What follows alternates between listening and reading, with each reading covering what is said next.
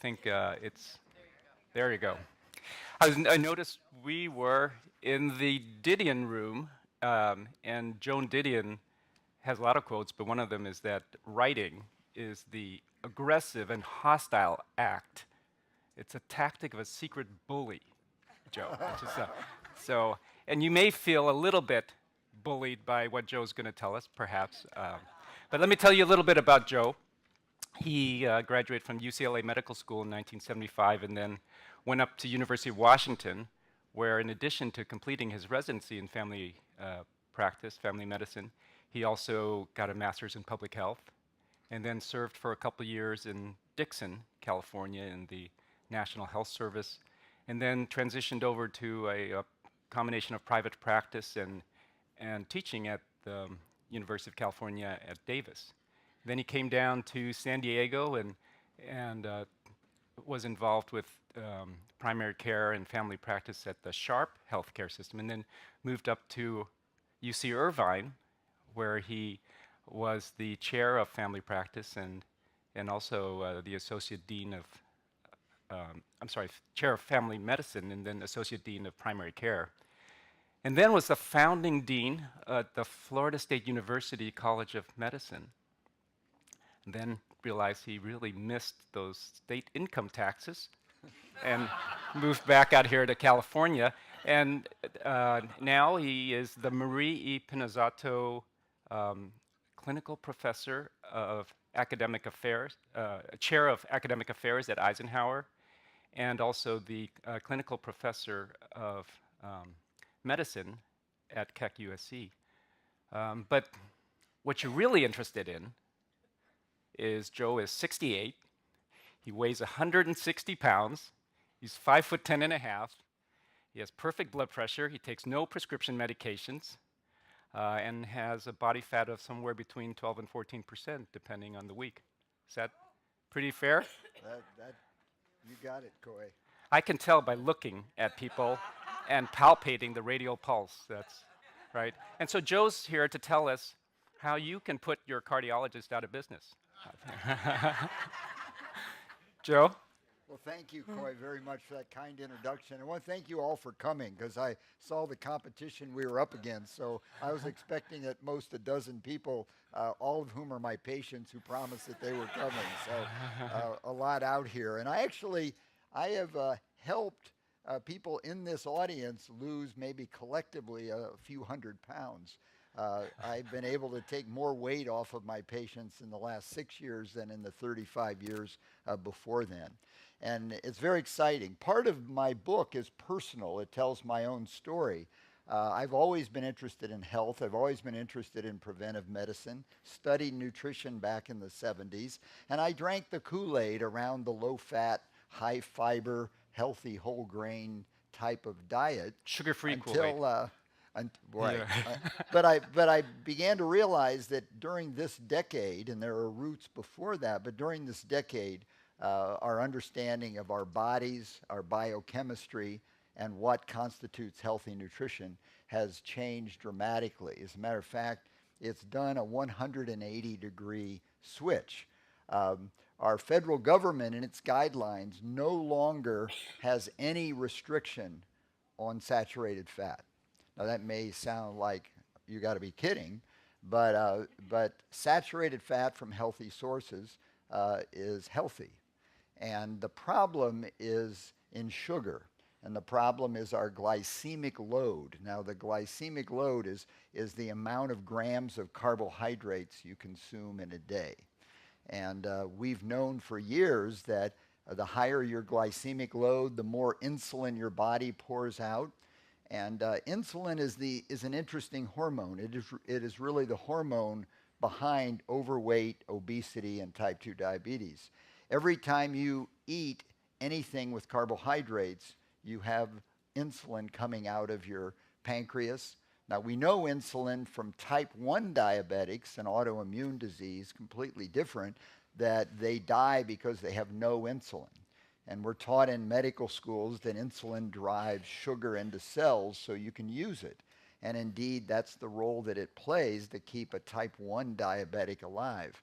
But what the rest of us have a tendency to do is to have all these outpourings of insulin every time we eat carbs, and the higher the glycemic index of the carbs. So there's a few terms. This isn't complicated, but there's a few terms that I'd urge you to know. The glycemic load is how many grams of carbs you eat a day. The glycemic index is how fast your blood sugar goes up when you eat a carb. Some things, your blood sugar, like those little muffins out there and those various things that they put out on the way home, we're guaranteed to shoot your blood sugar up very quickly. A can of sugar-laden soda will do the same thing. So you've got this quick insulin spike. Now that lets that get into your brain right away, and that may not sound too bad. But there's two other roles of insulin. All the sugar that gets in your system, and all carbohydrates become sugar, all of it that gets into your system, if you don't burn it soon, it'll turn into fat through lipogenesis. So insulin triggers lipogenesis. So if you have a high glycemic dinner, maybe you've had a margarita or a martini and a couple glasses of wine, and you ate the bread and you shared the tiramisu or the ice cream and really enjoyed a wonderful dinner, and you're not going to head to the gym after that's over, and you'd have to spend all night in the gym to burn that off, your body will be turning that into fat overnight. And the third role of insulin is that it locks the door to burning fat. So there's no lipolysis or burning of fat. So what we're doing in America is we're overstressing ourselves with repeated carbohydrates, that repeated bursts of insulin. We're laying down fat storage.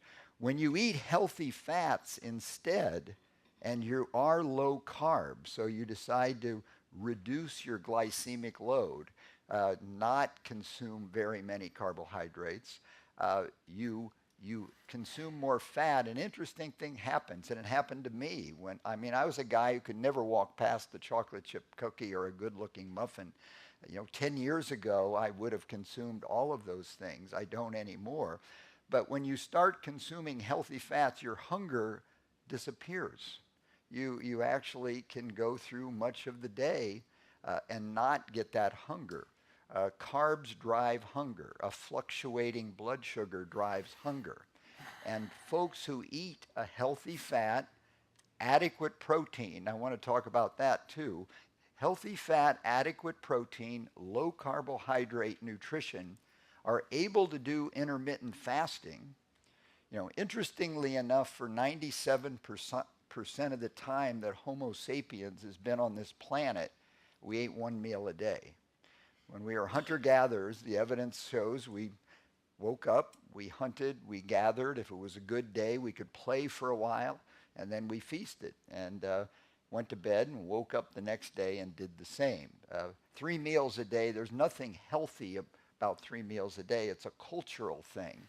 And so consequently, it's what we eat is too heavy with carbohydrates, especially refined ones, and then we eat much too often. The current work in nutrition and obesity is to get people to stop eating. That's easy to do if you're on a low carbohydrate nutrition. It's very difficult to do if you're not, because carbs drive hunger. You're going to get hungry every time your blood sugar drops. So folks like me who do that, it's easy to skip lunch. I find that if I skip lunch, I have greater energy and mental clarity all afternoon than if I actually ate lunch. It's almost paradoxical, the energy you can get from skipping meals. And this is moving into athletes, which is phenomenal too. There's a wonderful book written by an Ohio State nutrition scientist named Jeff Volek and Stephen Finney, who just retired from the nutrition department at UC Davis, MD, PhD. They wrote The Art and Science of Low Carbohydrate Performance. And Novak Djokovic credits his becoming low carb and eating healthy fats, adequate protein for why he's #1 in the world. Because he typically outlasts his opponents. His blood sugar in the 5th set, 4.5 hours into the match, is the same as it was in the first set. And it never dips. He doesn't get cramps, doesn't run out of, gets dizzy like you do when you get hypoglycemic, which is what insulin is doing to you.